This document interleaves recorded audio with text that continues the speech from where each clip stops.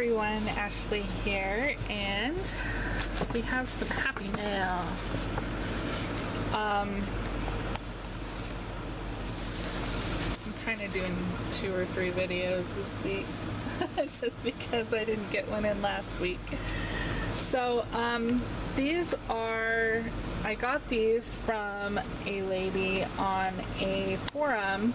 She was trying to get rid of her stash, or some of her stash, and it's a lot of patterns and stuff that she either was not interested in having anymore, or stuff that, you know, she knew she was never going to get around to stitching. And I mean, she had a ton of stuff that she was getting rid of. So I requested a few things from her, and I did reimburse her for the shipping and whatnot, which is all she asked for, but that was nothing, because most of this stuff, you know, is anywhere from $5 to $10, maybe even more, I don't even know, just on their own. So I saved a ton of money just by, you know, paying for the postage. So can't complain. So the first one was this Lavender Wings Dreamers High, and I know it's really hard to see. It's a very small picture and my camera doesn't want to focus, but it's Dreamers High. I just really liked the design. I kind of liked the little saying on it. It says, Summer's Whisper, Winter's Sigh, Evening's Shadow, Dreamers High. And I just thought it was cute. It did not come with the embellishment pack, so it does call for some Mill Hill beads, a couple glass treasures, and some tiny star and heart charms, which the star and heart charms I gotta look for. I couldn't find them online, so I have no idea where to look for those. But I guess I seen somebody, like a post somewhere, saying that they were looking for charms from them, and they said to check like Joann's or any place that sells like buttons and stuff like that, because you can find them there. So try to find those, and even if I can't find them, it's not like a necessary part of the pattern. It just adds a little bit of, you know, cuteness to it. Like the heart is right up there inside the stitched heart, and then down here I can see the stars are just hanging from the moon, from a bow that you tie on the moon. But that's all I can see as far as that goes. So even if I can't find them, it's not a big deal. So there's that. This next one is a book from Cross My Heart Inc. called Secret Gardens. And I just really liked the patterns on here. Love the gardeny type stuff, and I know this is repeating some patterns because it shows a lot of different ways to frame it, different framing looks. Like there's the same one right there, just different colors. So it's just some garden designs. I don't know if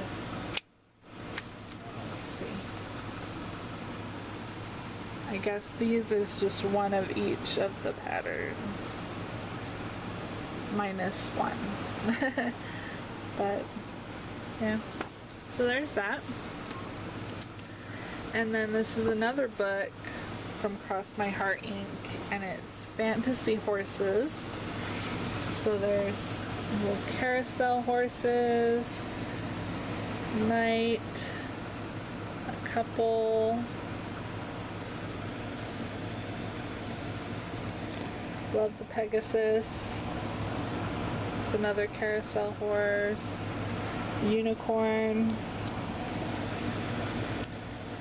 And horse there. And what's neat is the inside of this actually shows this horse here, also done in another color, in black and white. So I thought that was neat. But yeah, so I thought that was cute. I really like unicorns and Pegasus and whatnot, so I thought that was cute. So we'll see.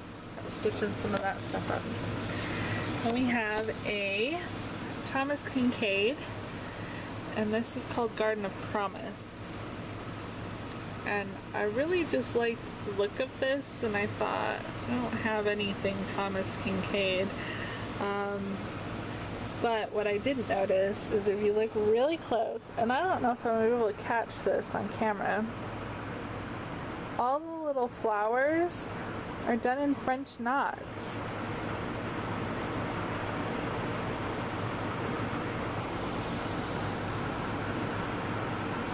Which is insane.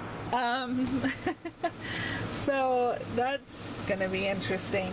But I did find a couple of like tutorials, I guess, that really help with that.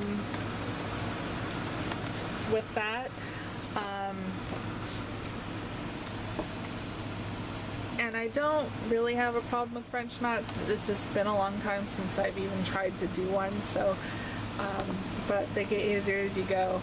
But they actually included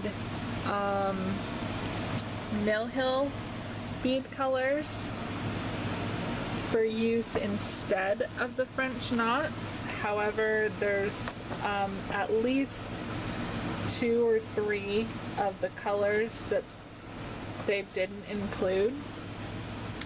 So there's going to be at least 3 colors, 2 or 3 colors that require French knots. So they just said back here on the back, it just says that they've selected Mill Hill bead colors which can be substituted or mixed with French knots. So I haven't decided if I would mix them. I think that would be interesting. I just don't know how it would turn out in the end. But I really like the French knots on this. It was a really creative way of doing those flowers, because it almost makes the flowers like look 3D. It's like really interesting. There's even some in this tree,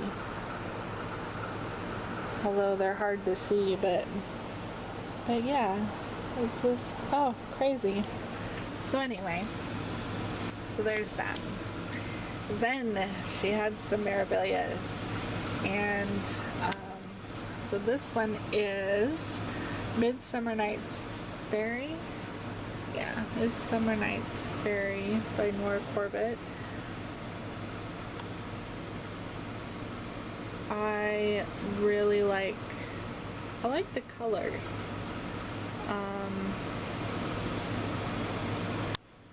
Very, very pretty. Though I don't know if I would do it on that color of fabric, because to me it takes away from her. It just blends too well. So I don't know, if I do her, I might change the background. Just something so that it doesn't match her, color wise anyway. That helps her to stand out a bit more. But I think she's really pretty. And then what's this one? Mermaid of the Pearls.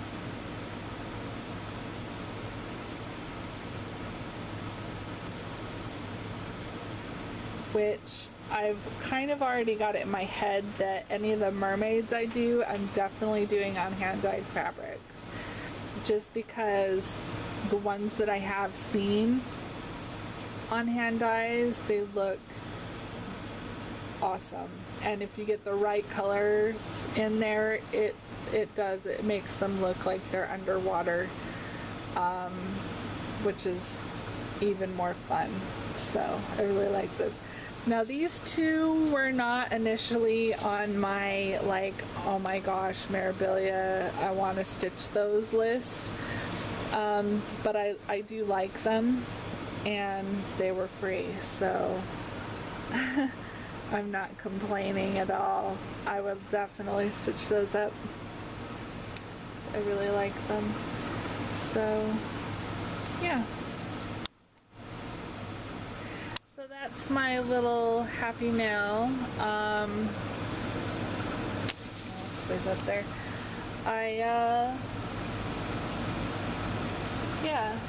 I did get a bunch of other stuff like a haul, but it's nothing really worth sharing because a lot of it is just like this, rolls of just plain fabric that I got from Joann's that was on clearance for like $1 and $2, and I didn't have like an excess or any extra fabric just for any kind of projects in general, so I just kind of built up a regular little fabric stash to use if I decide to stitch something up just in general. So yeah, stitching updates, don't really have much. I have over here, I've been working on, this is the Forever Wild Wolf. Got quite a bit done there. That I stitch while I'm at my computer in between playing my video game. So that one's gonna be put to the side for a little bit because my grandma's birthday is this week, and so my mom asked if I could stitch her something, and initially it was gonna be that it was called Four Seasons Birds, which I've started as well. If you're following me on Instagram, I've posted a couple pictures on that. I think I've made progress since, but there's no way I was gonna get that done in a week because it's huge. So I'm actually thinking of working on that to give to her for Christmas, but for her birthday I found a cute little bear pattern online that she loves teddy bears, and it was cute but not like kid cute, little flower, it's holding a little flower or whatever, and I was gonna stitch it on 18 count and I started it on 18 count. The pattern called for 16 count, and then as I got to stitching it I realized, you know what, she's got really bad eyesight and it's gonna be hanging up on her wall, or the idea was to make her something hang on her wall. I don't know if she's gonna be able to see this, so I've actually restarted it yesterday on 11 count. So I gotta work on that because I gotta try to finish it by Saturday, but I think I can do it if I work on it. So yeah, I'll show that when that's done. But otherwise, hope you enjoyed the video, and I'll see you next time.